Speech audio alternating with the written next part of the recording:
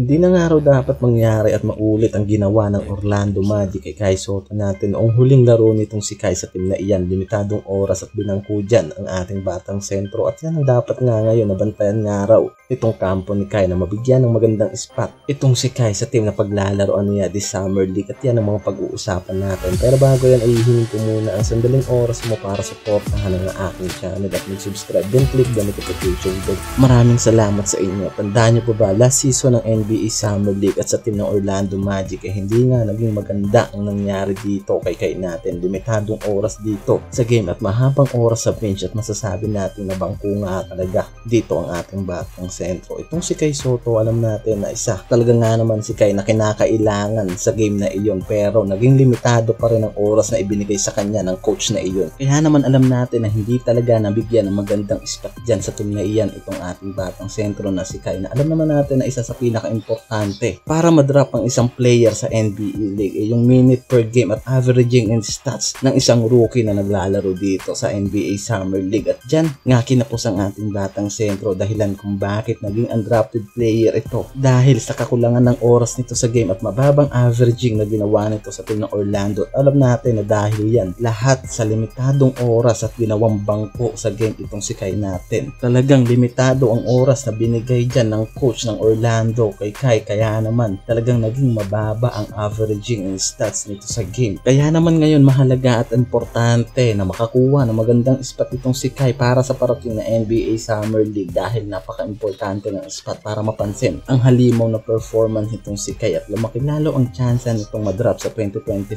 NBA draft. So kung iisipin nga natin ngayon kung sakaling mabigyan talaga ng magandang spot sa loob at sapat na oras ito sa game at hindi mabangko si Kai sa team na paglalaroan nito di Summer League, malaking araw talaga ang chance nitong makapasok na sa NBA League at magiging problema na nga lang nito itong kakayanin na nga ba talagang araw makipagsabayan nitong si Kai sa mabibigat na pangalan sa NBA sakaling makapasok nga ito sa game. Pero naniniwala ako na makukuha naman nga araw sa training at lalo pang magmamature ang laro nitong si Kai sa experience na mangyayari dito sa NBA sakaling makapasok na ito at wala nang magiging problema at kaya naman nga raw i-improve pa nitong si Kai ang versatility niya as a center. Kaya naman kailangan na lang na hindi na mangyari ang bagay na yan na ginawa ng Orlando Magic dito sa ating batang sentro. Kung sakali lang na kumuha ito ng team wag na piliin ng kanyang agent ang Orlando dahil hindi na nga naging magandang araw ang naging tryout experience dyan ni Kai noong huling laro niya sa team na iyan at wag nang hayaan na mangyari ulit yan at tanggalan ng magandang spotlight si Kai sa loob ng court at yan na lang ngayon ang kailangan para masecure ng araw nitong si Kai ang slot niya sa NBA League at maging first Filipino player na maglalaro sa liga ng NBA.